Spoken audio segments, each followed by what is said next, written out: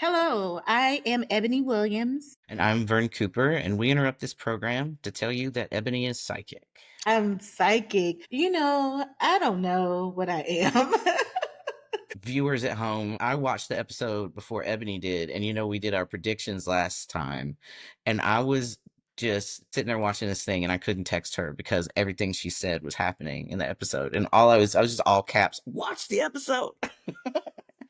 And then I text like I called all this ish. Like I called it all.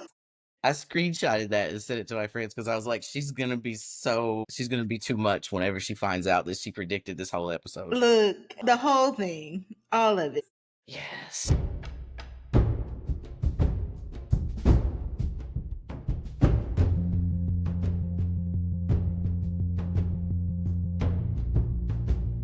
So, episode 4 of season 2 of The Last of Us. Oh, what was the title of it? I never remember that. Day one. Day 1? Okay. That makes sense because they're on the path. Oh, Yeah. when I tell you these people are intentional. Yeah. This to me felt like the first real narrative episode of the season. We had world building and setting establishing. We've had um heavy plot, character development, but now we're getting story. For the first time, just one big episode of story. Jeffrey Wright is terrifying. Chilling is so good. When I tell you I was watching like this, like it's so terrifying. I already felt in a little bit of a fragile place when it started because we know that we're at the beginning of real danger for Ellie and Dina. Yeah. They've got no protection. There's no Joel. There's no anybody. It's just them. And so I was already a little on tenterhooks. And then the opening of this thing, I found the decision to open it with this police force inside this armored vehicle and the story this man is telling. How did how did you receive that? Like, how did you experience that? How did I experience it? Okay, so first of all, Josh Bell, is that his name? I have no idea. So I think it's the guy from Josh and Drake. I don't know his last name. So first of all, oh, it felt like people in power relying on their power. And also it felt like there was going to be a shift and I didn't know where it was coming from. Yeah, it felt like a precipice. It Yeah. felt Yeah. really charged because the level of just cruelty and like callousness Mhm. that this man is describing an interaction with some disempowered former citizens. When Jeffrey Wright's character Isaac, when another character asks like, why are you calling them voters? He's telling the story of this time like some voters were in trouble for disseminating. And he's like, why do you call them voters? And maybe he didn't even never heard of voting. Who knows? Like maybe he's really young. Maybe he never heard of it. And Isaac says, we call them that to mock them because we took away their rights. Yeah. So that's overt and it's calculated.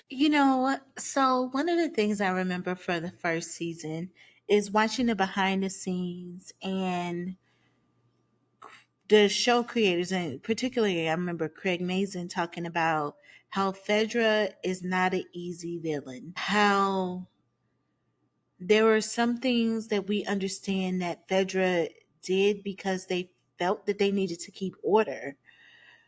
But then there were other things that happened, like Fedra did, disempowered people. And then, so I guess what I saw there was people who were comfortable in their place where they were, feeling like it couldn't change. Yeah, it couldn't be me. It's never going to happen to me. Right. The lions won't eat my face. The leopards. The leopards. The leopards. Have you not heard the song? I have heard it. It's just Okay. I have an audio processing disorder. But I mean, yeah, this is a man who really feels untouchable. He's telling Yeah. this story like nothing like this could ever happen to me because I'm on the side that has power. So he's telling this story to a peer. It's a group of peers, right? This is like your classic beta male group. Mhm. This is like bros being bros or whatever, trying to tell tough stories. But his laughter is so forced. I was like, does he even find this funny? Like, what is this performance he's doing? Yeah. This is a turning point. Well, it's a turning point for these characters because Jeffrey Wright turns around. We got to start calling him by his name. Isaac. Isaac. Isaac gets out when they meet a group of people and just blows them all. I mean, he turns around and throws 2 grenades. I really think one would have been sufficient.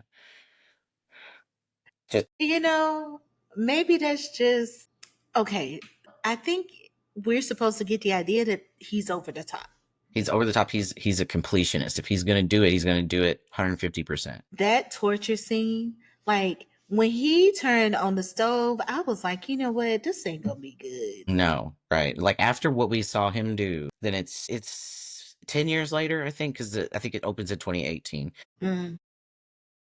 So 10 years have passed, and he's just gotten. Well, I mean, we don't know much about his character yet, but the things he's willing to do, he's certainly not softened on those things. Why do you think he saved the young guy? He, I think that he was starting a revolution, basically. Mm.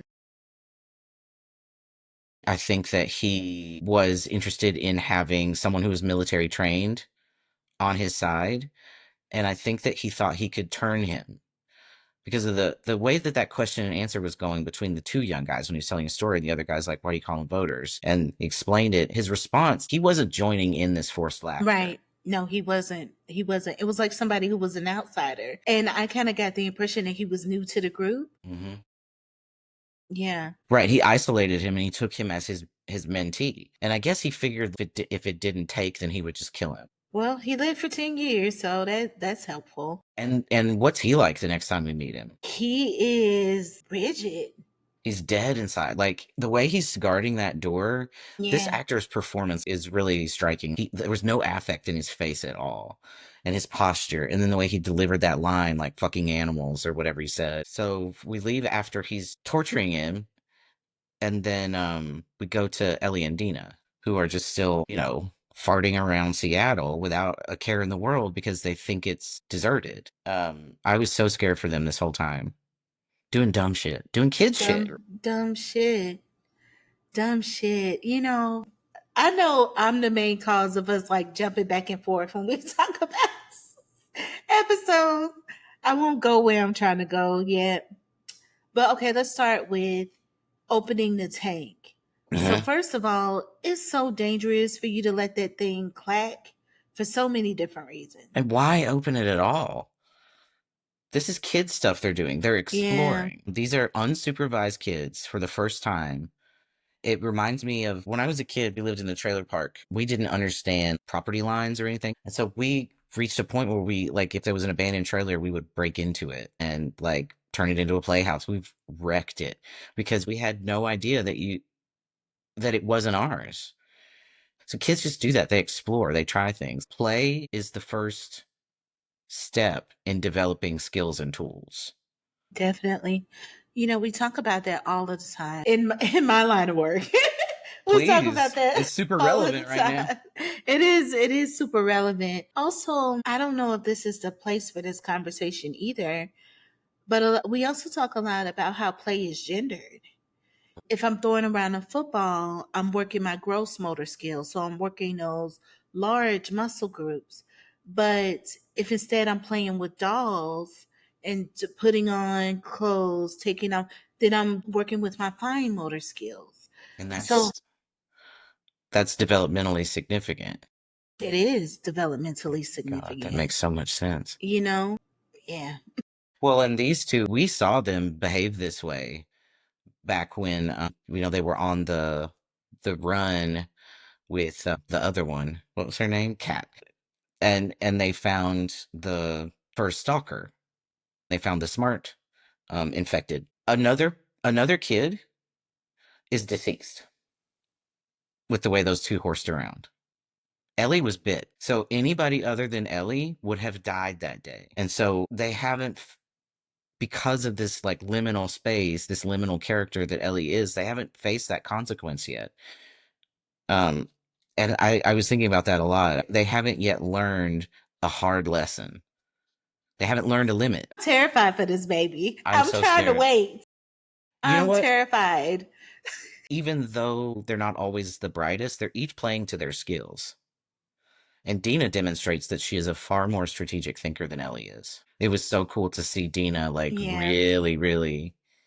Yeah, especially that scene talking about they're set up on the top of the hill, like Mhm. just walking Ellie through, like, okay, so think this through. Why is this not a good idea? Which was, it was nice to see. It's Vygotsky. It's what is it called? Where you learn from your peers, codependent learning or What is interdependent? it is social cultural. Yeah, So yeah. yeah, so basically, is learning from somebody who's more skilled, But is like a an older peer. peer. Yeah. Yeah, because she wasn't just she didn't just say no, we can't do that. It was a didactic, Yeah. that scene. And it like that was demonstrative of the kind of person Dina is, but also the relationship that they're developing. Dina's not interested in limiting Ellie. She's interested in making sure Ellie learns. I need to see where this season goes. I need to see where it goes. I have questions that need answers. So, who is this woman? Who is this person? Profit. Who is this? I mean, what they're setting up is a classic, like a tribal, Hmm. different kinds of motivations. So Yeah. how do people make sense of the world? Some folks have spirituality, some folks have science and curiosity and questioning, and some folks have or use brute force. There was so much about this episode that was unsettling. It felt like horror to me. And I think horror in a way that felt different from season one. There were grotesque moments. I think I saw a lot of them in the same episode in a lot of different ways, a lot of different things. So, not just the infected, we get to see both sides. We get to see both monsters, right? We get to see the pain that the humans inflict. We get to see the pain that the infected inflict. It's really interesting that scene when they go into the warehouse and those bodies are hanging. Yeah. And this is a good opportunity to talk technical details Okay. because those were stunt people. One of the reasons why they hanged the way they did was just a person hangs differently than a piece of plaster or something does. The center of gravity is right. And that also informed the performances of the actors, Bella and Izzy. And the sets that they built there were, they entirely built those from scratch, fully fleshed out. And the level of detail coupled with the stunt performers and then just the way they shot this. So if you like see the camera work changed a little bit from this episode than it had previous Yeah, episodes. it It felt was different. moving constantly. Something they do in this show, which is actually very like classic TV, is they have a different director for every episode. And director's job is to understand what it takes to manifest the feeling of the thing. The way that this camera pursued them, it was like one of the infected. It was very like them crawling around, and It we were down was. there with them.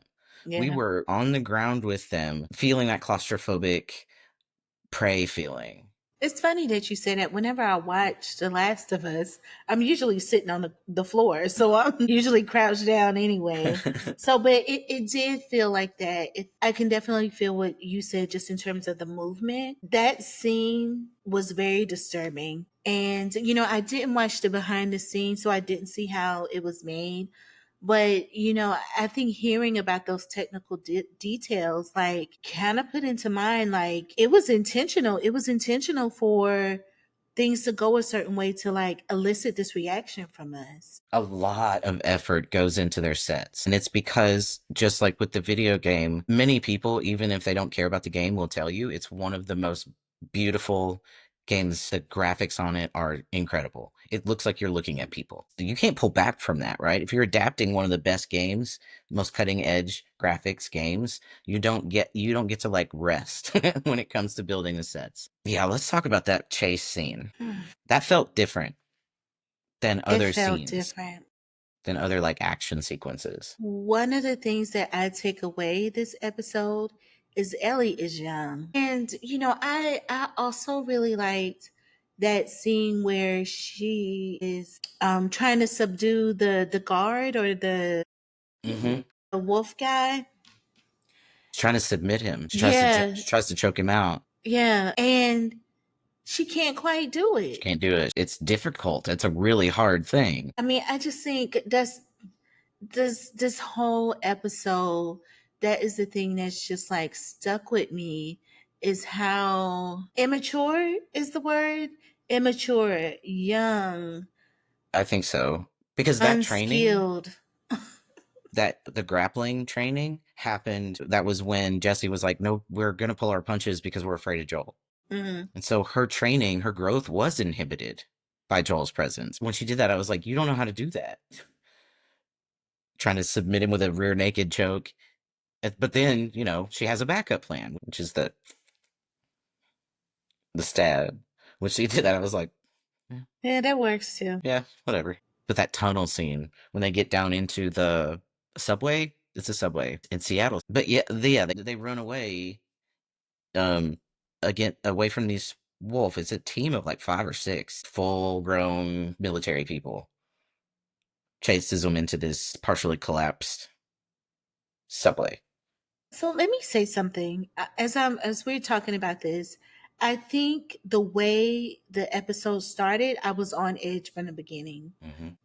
It just didn't feel like I could settle in. Not that I ever feel I can settle in to a show about the apocalypse, but like it just felt like something was next. Like, and that's how the episode was. We started with Isaac. They're in this armored car going somewhere. What the characters thought were happening didn't happen. And we have this clear understanding of who it is we're dealing with, Yes. right? I tell you another thing that is setting that tone, that's putting that feeling in our minds that there is no such thing as safety anymore, is the actors' performances. Yeah. Yeah. The way that those 2 actors' performances of real fear Mm-hmm. are so convincing. Every time I see that, like, especially when they realize that they're in trouble and they stand real still, I can feel that. I can feel that, Yeah. like, almost stand, you freeze and you're saying, don't let it be me. Keep going, skip me, whatever. All of those dumb little bargaining with the universe things you say when you know you're in real shit. Yeah. Also, I wonder if this is a part of it too. Like, we know that Ellie is just out in the world, right? This isn't the first time we've just seen her out in the world, but Joel's not there anymore. Our safety net is not there anymore. And I think that also feels like it feels, I don't know. Like, okay, I'm a have an analogy. So I've talked about when I lost my mom, it felt like I was untethered. Losing Joel feels like we are untethered. Whatever safety, whatever protection, whatever we know Joel was going to get out of this, it's not there anymore.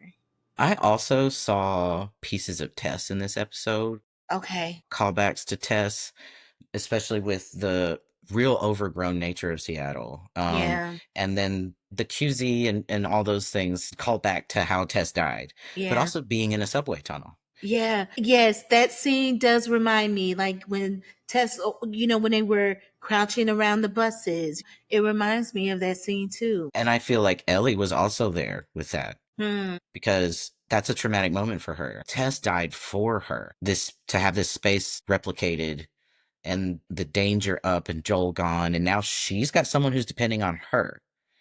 It's like a whole new role, and then the infected come in. I was so scared, and again they're Yeah. crouching. Dina's doing the counting thing, and I like she just stopped. She just gave up counting. Yeah. Yeah. Yeah. It's all of them. It don't matter. Yeah, it's every last It's one of them. more than we can handle. Like, basically, how do you want to go out? It really did feel like to me, to people who were sure they were experiencing their last breath. It was so good. It was so good. And the emotion, the uncertainty, what's going on with Ellie? Like, first of all, why did you do that for me? Second, what is going on with you? Like, you're not, And it was the just so much emotion. and going back to those technical details, the infected, when they first charge and they go into that very first carriage that they're in, and they're pushing and slamming against the thing, I was really struck by how weird it is. They just wear regular clothes. One guy had like a I think it was a Kiss t-shirt or something. Like Hey, but if this was real life, right? They wouldn't still be wearing those clothes for 10 years, right? it would they bother taking them off, or what are you saying they would be more destroyed? I would say that they would deteriorate. All the things that those people, I mean, I understand you probably couldn't show these people naked, but I mean, they would probably be They naked. showed that poor what's his name? Seraphite naked. That is acting. Who's the only other scene partner with Jeffrey fucking Wright. Naked on the floor, right? And you gotta go toe to toe with Jeffrey Wright, famous scene chewer.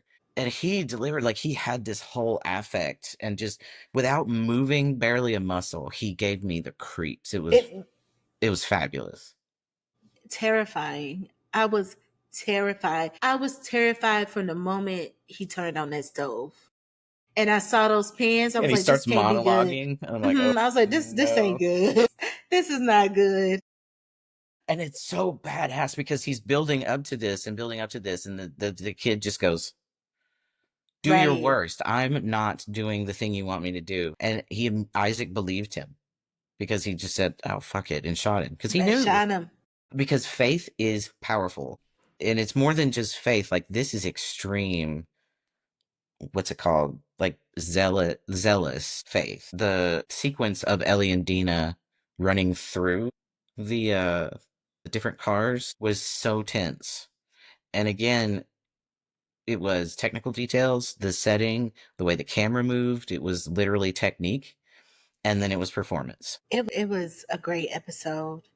It was a really good episode. When did you know that Dina was pregnant for sure? When did you know that the story was telling us that? She called something called her eye. I knew it was a pregnancy test. Yes. That's the moment I texted you.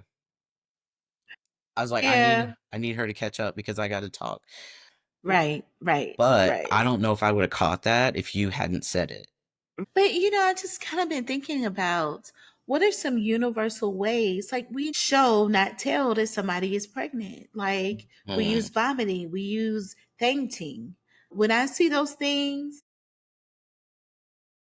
Chekhov's vomit. or Chekhov's faint, like Yeah. like if somebody faints, or if there's a scene where somebody vomits, Hmm. okay, somebody's pregnant. Yeah. She does that, and then she comes out and she gives Ellie this really weird look. She looks up at her. What Yeah, did that look say to you? What was she feeling? shit. I'm pregnant in the apocalypse. It said to me, worry. Hmm. It also said to me what we find out later. I want to be with Ellie, Yeah. and I had this complication. I don't mean to say it like it's a complication, but something that I didn't expect is A happening. variable. Yeah. Y'all got everything else. Like y'all got braid hair. You telling me y'all ain't got birth control and Somebody condoms? somebody's a somebody's a doula, and somebody, like if they ain't got condoms, they got something. They got something. But there was also a really just cool moment where we did again revisit the fact that the culture that we know is not the one that they know. And Mhm. that's when they go riding into Seattle and they see the pride thing with and the rainbow heart. And Yeah, I was like, yeah, yeah. they said No, like that apparently was maybe they're really optimistic. I wish she had said happy. That would have been yeah, funny. yeah, And then that's the place where they fall in love. Yeah, when she looked up at her, it felt like she was evaluating, she was like weighing options, but like you said, also considering things that she already knew. Like these are things that yeah. she has done been knew. She suspected it, and she says as much. I think it's really, I don't know, not foreshadowing. Kind of, I don't know. This idea that in this episode where they finally get together, we see the pride flag. We see their reaction to the pride flag. And we have discussion of identity. We might not need to keep this in, but I have a pet peeve. I have a pet peeve. If I am with you and you are a certain gender, Why do I need to explain to you that? Why do I need to explain my identities to you? I am with you. Why do I need to come out to you when we just did this thing? And do you feel like that's what happened with them? Do you not feel like that's what happened? I had some reactions to that scene. It felt like I do you remember how it came up? How did they even get on that topic? I Because I can't. I think Dina can't. just started talking about it, didn't Yeah, she? I liked the. I told my mom I liked the girl. She said I liked the girl and the boy. You like boys. Which is exactly what happened to me. Like I told my mom I liked girls, and she explained to me why that wasn't the case. And I was like, I guess I'll take your word for it, but the feeling hasn't gone anywhere. I don't know. I mean, I totally hear what you're saying, and I do like, yeah, I don't like stories where the person is interrogated about like, especially if they're bisexual. Biphobia is, and that's what Yeah, Dina's articulating is being bi. yeah, yeah, And maybe she doesn't know the word for it, but she's articulating attraction to multiple genders. And another property might have had Ellie interrogate that. And even curiosity might lead a person to go like, well, what percentage? What percentage is it?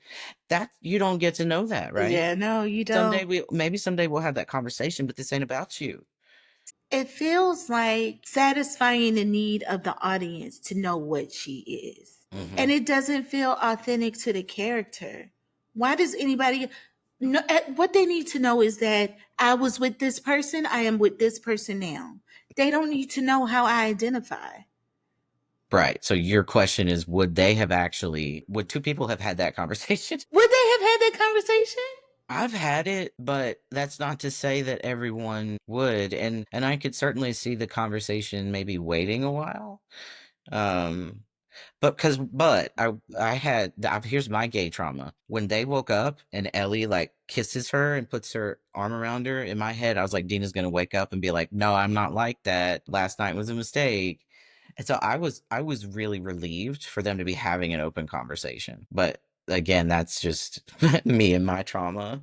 Yeah. I don't know. And this could also be me and where I am with things. I really struggle with this idea of needing to satisfy everybody's desire or curiosity to know how a particular individual identifies. Well, you're grown. I'm grown. I don't care anymore, right? I don't care if Yeah. people are curious Yeah. about me. But when you are first, if you're a kid and you're having these thoughts, you're craving some sort of definite answer and you're looking for meaning. I mean, I was anyway. And I don't know if I would have I probably wouldn't have had that conversation, on the pillow the next morning, but it's that's me. Of course, I would be afraid to jinx it.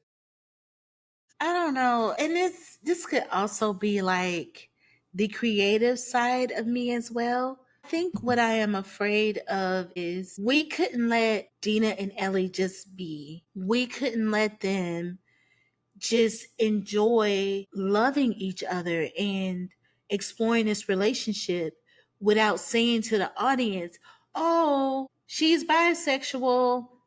She's attracted to both genders." Like we needed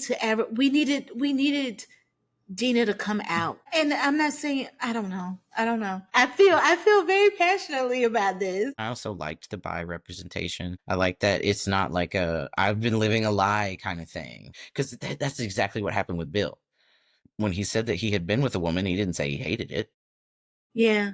It feels like to me it was for the sake of the audience and not for the sake of the It story. was telling and not showing. Yes. It feels like it was for the sake of the audience and not for the story. That's how I feel about it. Yeah, I could accept that. Um, because it was like they could have talked about a lot of things in that moment, especially since Dina's fucking pregnant. So the conversation shifts to that, and that was the second thing that I wished I could talk to you about.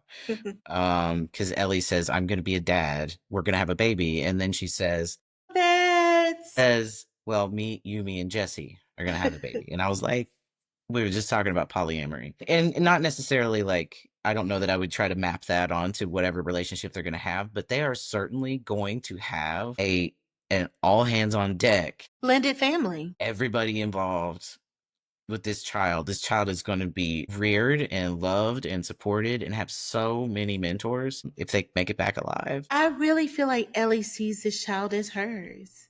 Because she loves Dina. Yeah, yeah. It felt so real to me when Ellie was like, I'm going to be a dad. Like, that just felt, I don't know, that was a peaceful moment for me in this episode. It was glorious. And we skipped right over the music, the guitar scene, which was Take on me. adopted straight from the game. Oh, it was? Yes, my bestie Alex, who is the one playing the game, and I hang out with him. He told me if they fuck up that guitar scene, I'm gonna quit watching. And I was like, okay, because he was like, it's that important. It has to happen, and it has to happen right. And he said he thought it was even better. Good. Okay. That's what we like to hear. Yeah, That's what we like to hear. I thought it was amazing. The performance that Izzy as Dina gives. Spectacular. How did she do that? Like one single tear at exactly the right time. Her eyes slowly filling with tears. The more this rapturous affect comes over her. Bella Ramsey actually learned that song, actually played that and sang it. So it just felt so like rich and immersive. It was a beautiful moment. It It had was a like, really beautiful moment. yeah, it had paradise, almost like Garden of Eden, just like when Ellie and Tess and Joel first came out of the QZ. Remember when she was laying in the fetal position in this like Yeah. lush, verdant, overgrown place? It felt a lot like that, but more a little more mature. Yeah. But also, every time I'm with them and I'm loving them and I'm watching them fall in love with each other, I'm more scared. More scared.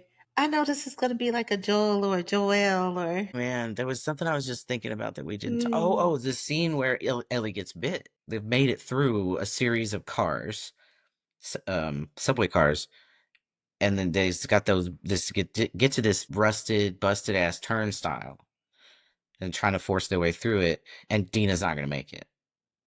What did you think?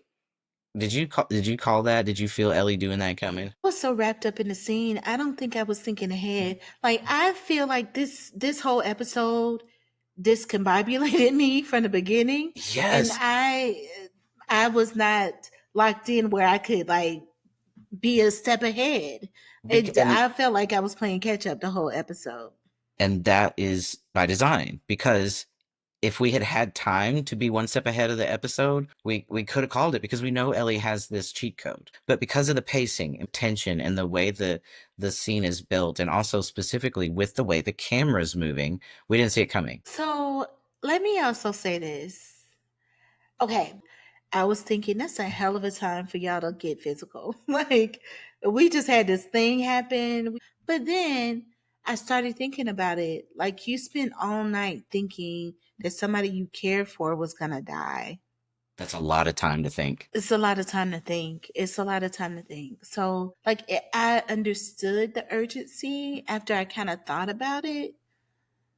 Uh, and that's a trope too, like relationships formed in crisis, right? People are bonded by something high stress and extreme, some external stimulus. When it's gone, uh, the thing that they had in common is also gone. That's not going to happen to them. They had a pre-existing relationship. They had pre-existing attraction. But when the kiss started, when the and they it wasn't just a kiss, man. They went straight to the floor, and I was like, whew. I almost felt like I was prying. It felt real intimate. It It was felt like so intimate. we were looking in on something that we had no business being a I part picked of. my phone up and started. And then I remembered like, oh, it's a TV show. But I mean, because we're in this like high stress, high like blah, it's awful. And then all of a sudden, and then they just hit the deck.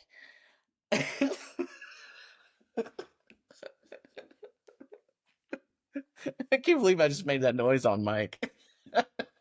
um, I mean, yeah, they were straight into it, and it was so intense. It was And intense. yeah, Like, am I supposed to be here right now?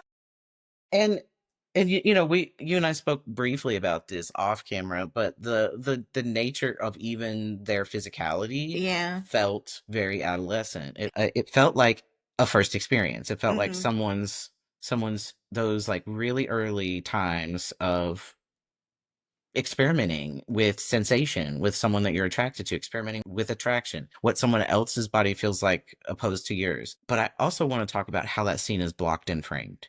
mm, So they're opposite one another. And so we're cutting back and forth from Ellie and Dina. And then when Dina closes that space, she crushes the space. There's the camera angle like that is designed to like mitigate or subvert the male gaze. mm, So often lesbian and sapphic like sexual moments, they always wind up at this male gaze camera angle, which is mm. the one that starts at the bottom of the body and works its way up, or vice versa. So keeping it at this 180, where we are simply on level with them, looking at them as they kind of fumble, and it's intimate or whatever, but it's not exactly sexy, right? It's not. Start. And they did that thing where they kept their clothes on, and that is very, very adolescent. That's very 19-year-old. But also, though, I mean, you're in this place, in Yeah, this, I'm not getting naked. because I Yeah, don't know. I mean, I don't know if this is, but yeah, like I see all of that too. the way it was edited as well, it was put together in a way that it didn't feel like we were mocking them. It didn't feel like we Mm-mm. were voyeurs. It felt like we were just getting a brief glimpse into something that became much more after we showed ourselves out. You think you think it became something more? You think other stuff happened when we? Uh, Yeah, because the camera cut right as her hand went down her pants. okay, okay. They're sort of that's that visual language of they're doing stuff. They're going to bases. They're going around the diamond a little bit, but you don't get to see it. You don't get to be there, right? Because that's about respecting these characters and also maintaining where they are developmentally. Is this a conversation that I want to have on this? It felt like to me that that was one sided. Like maybe, but we probably weren't doing anything else outside of that. Well, you didn't feel like it went any further. I don't feel like, I don't know. Let me tell you what gives me that impression. The way how inexperienced they seemed with everything.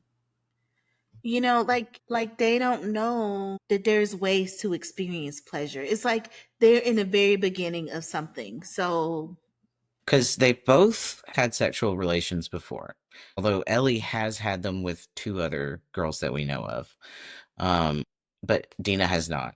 And so you could be right. It could be Dina didn't really know what to do. I could definitely be wrong. I kind of wasn't even thinking more about it. It seemed like the show didn't want me to think about anymore, Yeah, yeah, which is fair. yeah.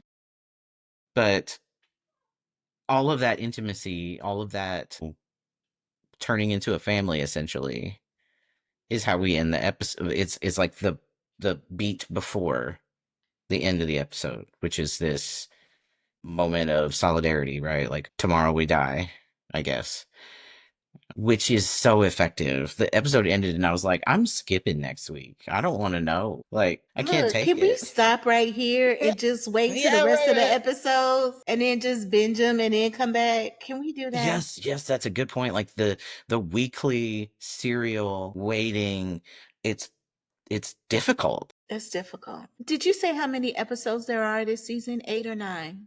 There's 9. Okay. Um now I'm second guessing myself because I have ADHD. It's the perfect tempo for discomfort. And they have put us through a lot of discomfort in these first 3 and 3/4 episodes. Did you have questions for Craig Mason? I still really want to know about where they Yeah. get this hair from. Like, Where's the grease coming from? yeah, where's the beauty supply store? Yeah. Like, what are we doing here? Well, and I also so Bella Ramsey wears a binder. I have all kinds of questions about like hygiene in general. And I know that Ellie's not trans, but there is a trans character coming. And Bella Ramsey being trans, they wear a binder when they're filming as Ellie. And so they wake up in the morning and you could see, like I can tell when someone's wearing one, and I was like, you slept in your binder. That'll kill you. Like that will you can die from that. But I think that that's a place where we as a viewer are supposed to separate. It's the suspension. Yeah, the suspension of just like Hmm. separate the actor from the character in that Yeah. way. And I don't think a cis person or someone who wasn't familiar with binding would have noticed. Do you think we'll go back to Jackson Hole at any point? I don't know. I am worried because it says the episode was day one. How many days are we going to be here? Like there was a part of me in the episode that wanted Ellie to be like, you You know know what? what? Me too.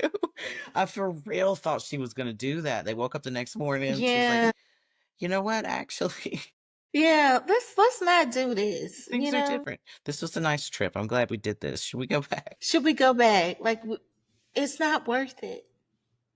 She ain't gonna though. Well, I don't know. I say that, but I have no idea because if we take this back to the central theme, which is the cycle of violence, an impossible decision needs to be presented to Ellie. When that time comes, it'll be a moment that's earned, that they put the work into, and I think we'll be glad to see it. I'm finding the military thing a little difficult. I have I just struggle with, and the fact that it's allegory for an existing conflict. Like Isaac is a great character and stuff like that, but I don't feel good in those scenes. I get a little fight or flighty. Yeah. I mean, and I'm there with you. It's by design, though, right? Because I know what the show is about, but I haven't felt uncomfortable like this until this episode. You It's a know what lot, yeah. It's a lot. It's a lot, and it has to be by design. That Oh, absolutely. Only well executed story can do this to you yeah. and make you want to see the next episode. Do I want to see the next episode? I told someone, I was like, okay, so every Monday, I'm like, I don't know if I want to see the next episode. And then by the time Sunday at 7 p.m., I'm just like sitting in front of the TV. Yeah. You know, we'll keep showing up if it ticks all those boxes, if it keeps fulfilling the promise of the premise. Well, so I mean, you know what I was thinking about throughout this season, we've been talking about being invested. And I feel like we're invested. We're invested. Like the story that was Joel's, the story in Joel. The story didn't suffer when there was no Joel. Like, Which is incredible. yeah, And I did have faith that that would happen, but I was like, how? How are you going to do this? yeah. And it's a team effort. It is the technical details, the special effects department, and the power of the performances of these people who have really begun to embody these characters. This shit wouldn't fucking work if it wasn't for Bella Ramsey. So I know that they quit social media and they're especially never going to hear this, but the show ceases to be without them. I agree. Definitely agree.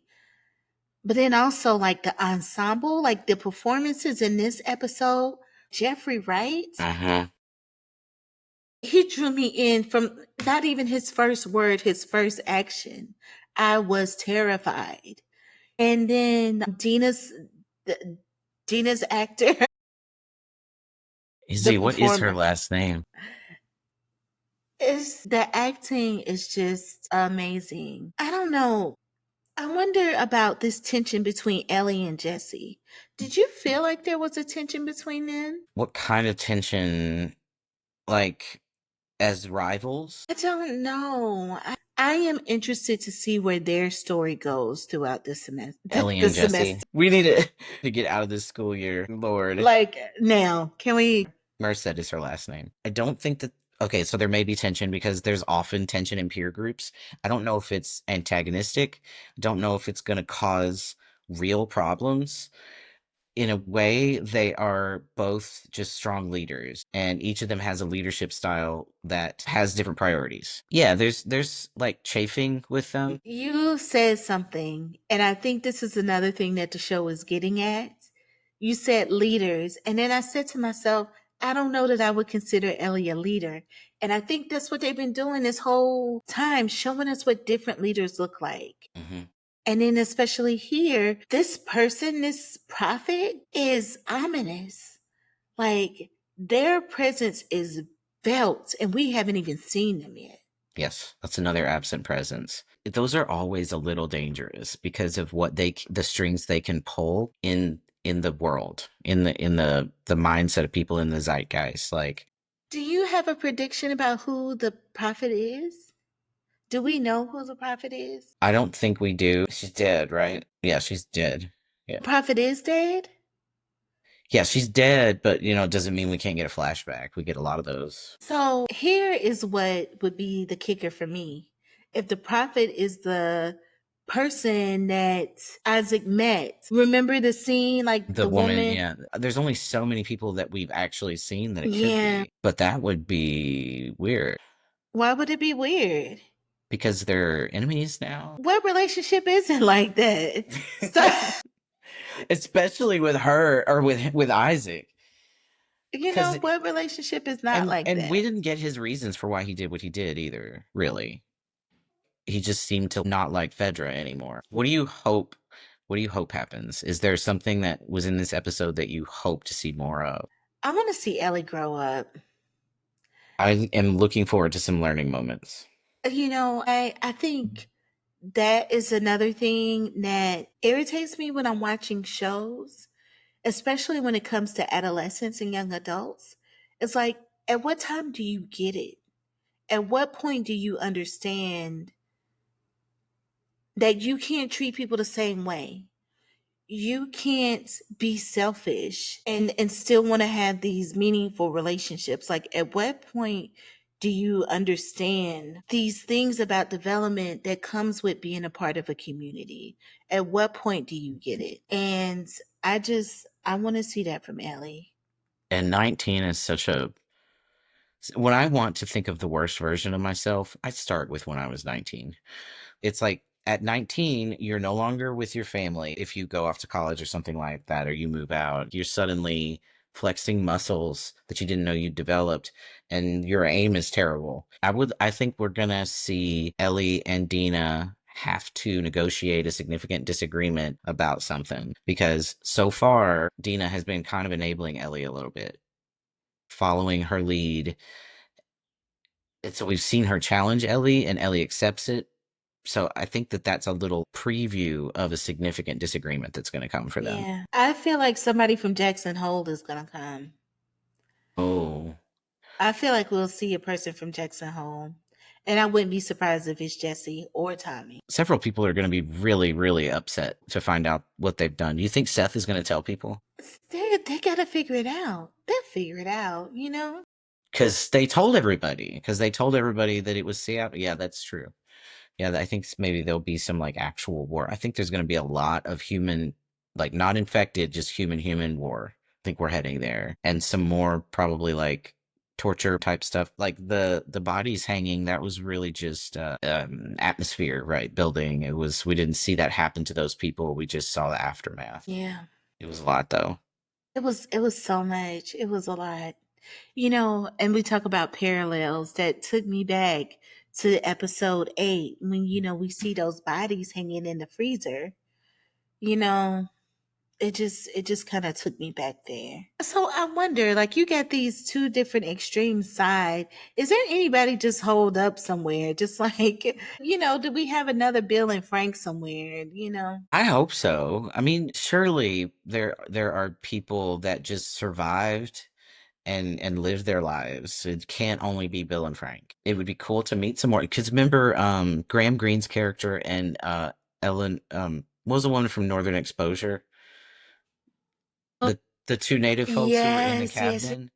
They were just like, that's it. It was almost like they said, that's white people shit. Like they were like, this is a you problem. Yeah. This is not a thing for us. And so yeah, they were just like, we're just gonna live out the rest of our days basically the same as we already have. If you take away infrastructure the way that they did and then introduce a significant threat like the infected, I don't know how well people would survive without community.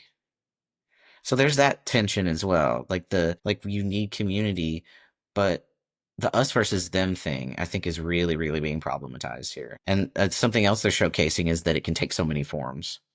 Yeah. It's so stressful. And I hope they also show, I want to know the significance of the scars Hmm. I want to know that. Yeah. Even if, you know, we don't understand it, it would be nice to know like where it came from. Let me say one more thing before we go. I found the story that Isaac tells in the beginning disturbing for a lot of different reasons. But I also think it's this disconnect between what life was and what life is like now. And then he says this comment about, always wanted this. I didn't think I would get it this way.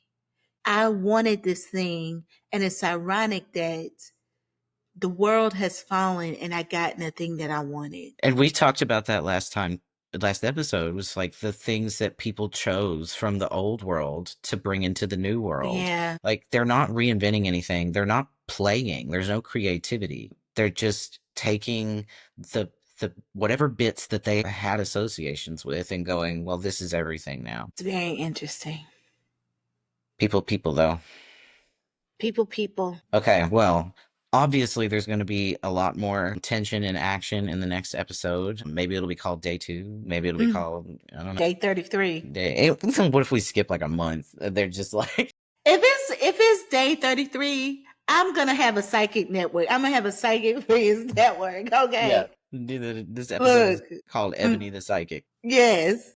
Yes. It'll be my side hustle. Well, join us next time for another episode of We Interrupt This Program, where we discuss another episode of The Last of Us Season 2.